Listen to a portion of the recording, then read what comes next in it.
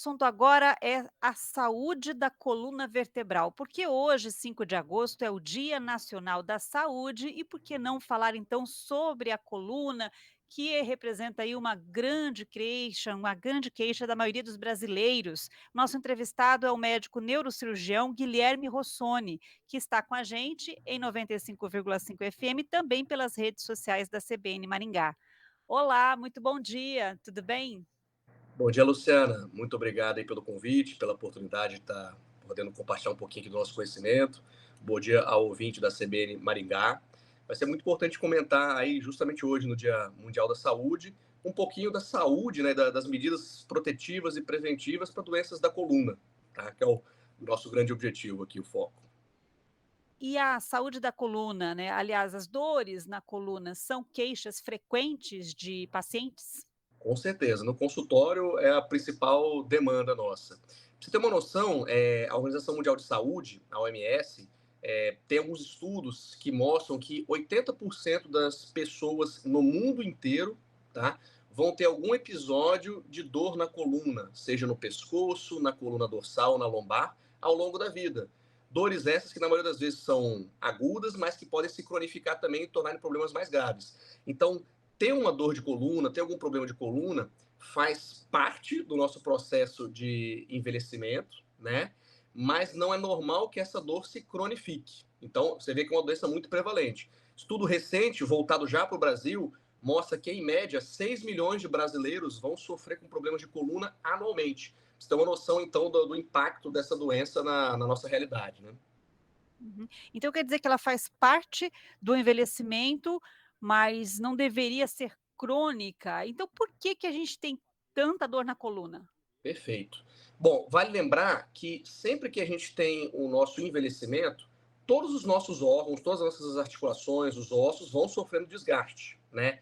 Artrose, na coluna vai se formando bico de papagaio, os discos intervertebrais vão se degenerando, perdendo a hidratação, a gente vai perdendo também aquela altura que vai acontecendo. Então, esse processo de desgaste que ocorre em todos os órgãos e também na coluna, é um processo natural de envelhecimento. E na maior parte das pessoas, esse processo ele se dá de forma lenta e assintomática, ou seja, a pessoa, apesar de ter várias alterações estruturais ao longo da coluna, não apresenta sintomas. Ou quando apresenta, são sintomas muito leves, uma dor mais no fim do dia, por algum tipo de abuso durante o dia, de atividade física excessiva, alguma atividade doméstica, mas que em poucos minutos, poucas horas acaba melhorando, depois que você acaba deitando, relaxando, tomando banho. Agora, em algumas pessoas, por fatores genéticos, principalmente, e outros fatores de risco que a gente vai falar um pouquinho mais para frente, esse processo de desgaste ele se dá de forma mais acelerada. E aí começam a aparecer sintomas que não eram esperados, né? Dor nas costas, dor no pescoço, formigamento, dormência nos braços, nas pernas, dor que irradia para os braços e para as pernas. E em casos muito graves, pode ter compressão da medula e a pessoa começar a ter algum tipo de paralisia motora, perda da força nos pés, nos braços, alteração do controle dos esfíncteres, que vão controlar tanto a função da urina como das fezes, em fases mais avançadas.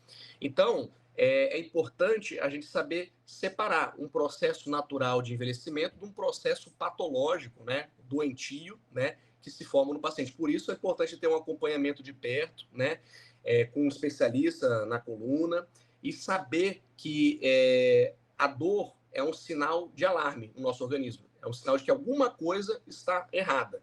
A gente não pode se acostumar com a dor. Então, uma dor que tem persistência por mais do que 6 a 8 semanas precisa de ser investigada. Não é normal uma dor durar tanto assim. E quanto mais precoce a gente fizer esse diagnóstico e tomar as medidas de intervenção para prevenção, melhor vai ser a evolução dessa doença, melhor vai ser o prognóstico. Menos grave ela vai se tornar, menos chance de ter complicações potencialmente incapacitantes e, obviamente, também menos chance de necessidade de intervenção cirúrgica. Agora, e qual é a relação dos problemas na coluna com o estilo de vida das pessoas? Exatamente. Lembra que eu te falei sobre os fatores de risco, né? O primeiro e um dos mais importantes é a genética. Esse a gente não consegue mudar, a gente não consegue nascer de novo, não consegue alterar os nossos genes ainda. E existem os fatores de risco que a gente chama de fatores modificáveis, que estão diretamente relacionados com o estilo de vida. Os principais, tá? Existem vários outros, mas os principais é obesidade ou sobrepeso e sedentarismo, que normalmente andam juntos, né? Tabagismo, osteoporose, má postura e microtraumas repetitivos sobre a região da coluna, tá? Então, trabalhadores que usam muita força, né? Trabalhador braçal mesmo, que faz carga e descarga de objetos, de caminhão, de caixas, esses movimentos de hiperflexão e hiperextensão toda hora da coluna, muitas vezes com pesos bem acima do recomendado. A gente sabe que em várias empresas não tem as normas de ergonomia, dos EPIs, né, totalmente implementada, então eles acabam levantando peso de forma errada, inadequada, forçando as articulações. Então, esses fatores de risco são importantíssimos, mas que são modificáveis. Para quem carrega peso excessivo, trabalhadores que têm essa rotina, eles não podem então trabalhar durante muitos anos na mesma função. É, não é que não pode trabalhar, mas o ideal seria que fizesse intervalos. Muitas vezes esses pacientes trabalham aí com jornadas de 8, 10, 12 horas, com movimentos ininterruptos, né? Movimentos repetitivos, sem qualquer tipo de descanso. E eles acabam forçando uma musculatura que não está preparada, que a gente considera que assim, não está reabilitada. Então, o ideal é que seja feita pausas, né, durante a própria atividade laboral, e que esse paciente, de forma complementar, consiga fazer o que a gente chama de trabalho de fortalecimento muscular, da musculatura que protege a coluna, são os músculos estabilizadores da coluna. Isso pode ser feito de várias formas, várias terapias com validação científica, né? Fisioterapia, RPG, pilates, musculação, hidroginástica, hidroterapia.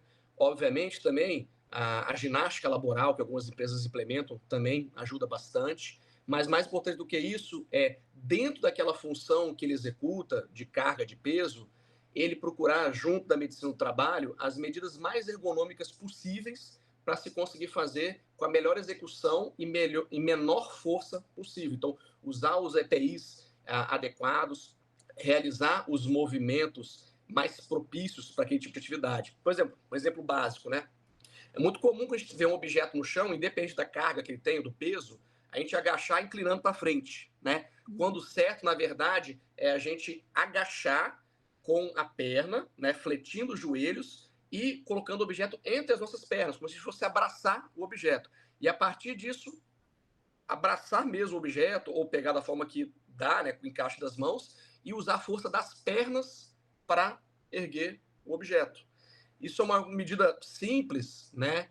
Parece complexo que a gente falou. Só que você diminui toda a carga da coluna e joga no grande músculo do quadríceps, dos músculos flexores também da coxa, da perna, e que são extremamente potentes e fortes para evitar justamente a sobrecarga na coluna. E a gente faz errado na maioria das vezes, né. Inclusive eu também, falar bonito assim, mas às vezes na correria do dia a dia a gente não se lembra disso, né? Mas para um movimento de vez em quando, ocasional, ok. O problema é justamente esse trabalhador que faz esses movimentos repetidas vezes durante o dia, por meses, às vezes por anos ao longo da vida. Qual é o efeito do sedentarismo na coluna? Perfeito. O sedentarismo, como eu falei, normalmente ele vem associado, tá, com obesidade. Não quer dizer que todo paciente sedentário é obeso, pelo contrário. Especificamente o sedentarismo, ele promove atrofia da musculatura. Justamente aquela musculatura estabilizadora da coluna que eu te falei, que são os músculos que vão proteger a coluna, absorver as ondas mecânicas de impacto, né? E impedir a transmissão para esses elementos nobres da nossa coluna, os discos, a medula, os nervos. Então, o sedentarismo, de uma maneira geral, ele piora o desfecho, ele aumenta a degeneração da coluna pela atrofia muscular, tá? Além disso, o sedentarismo dificulta a regeneração das articulações, dificulta a regeneração do músculo. Por quê? Porque é uma musculatura não reabilitada. Então, esse paciente vai ficar mais vulnerável a lesões e, à medida que vão se formando essas lesões, elas vão ficando mais difíceis de serem cicatrizadas, regeneradas. Uhum. A relação ou o reflexo do tabagismo na coluna, qual é, doutor? Bom, o tabagismo ele tem alguns mecanismos, tá, bem esclarecidos e outros que são teorias, tá? O que já é bem estabelecido no tabagismo? A gente sabe que o cigarro ele a maioria aí costuma ter mais de 3, 4 mil substâncias tóxicas, tá? O tabagismo a médio e longo prazo induz um enfraquecimento do osso, que a gente chama de osteoporose, tá? Isso por si só torna a coluna mais vulnerável a fraturas. Além disso, várias substâncias tóxicas que estão dentro do cigarro, elas promovem lesão direta, dano estrutural direto aos elementos de sustentação, aos ligamentos, aos tendões, ao disco intervertebral.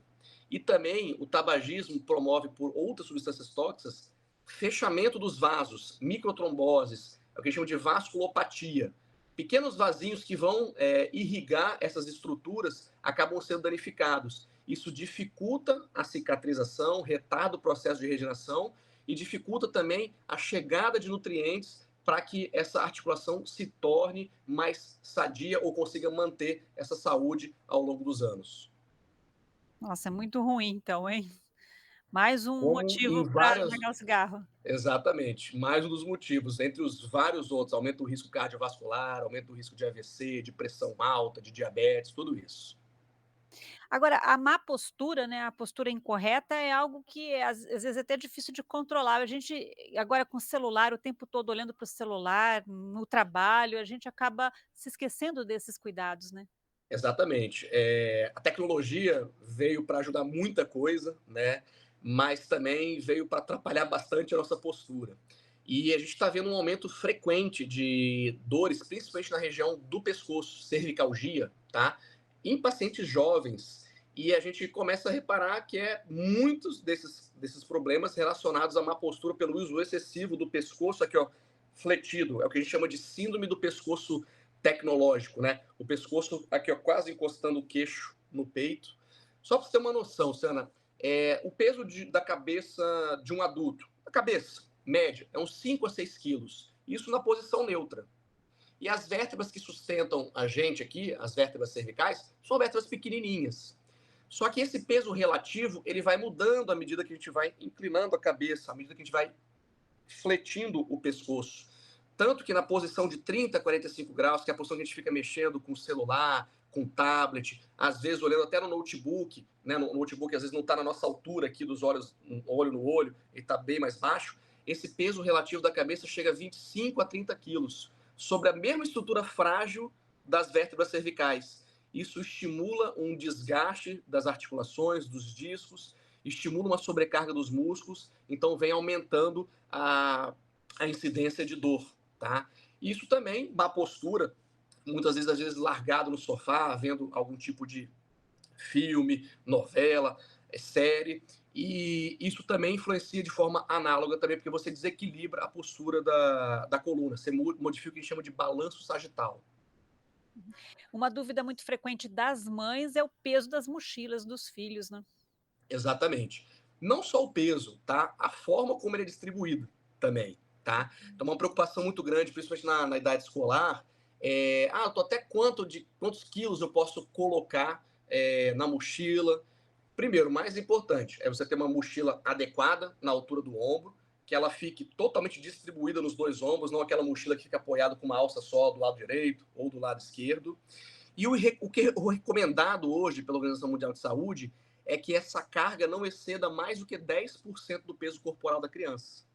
Ou seja, criança está pesando ali, já vamos botar aí um pré-adolescente pesando 40, 50 quilos, tem que carregar no máximo aí 4 a 5 quilos, bem distribuído. Entendi. Doutor Guilherme, muito obrigada pela entrevista, pela participação no CBN Maringá deste sábado. Um ótimo dia. Luciana, muito obrigado pelo convite, pela oportunidade. Prazer estar participando aqui. Até breve. Nós conversamos com o médico neurocirurgião Guilherme Rossoni, falamos sobre a saúde da coluna vertebral neste 5 de agosto, que é o Dia Nacional da Saúde.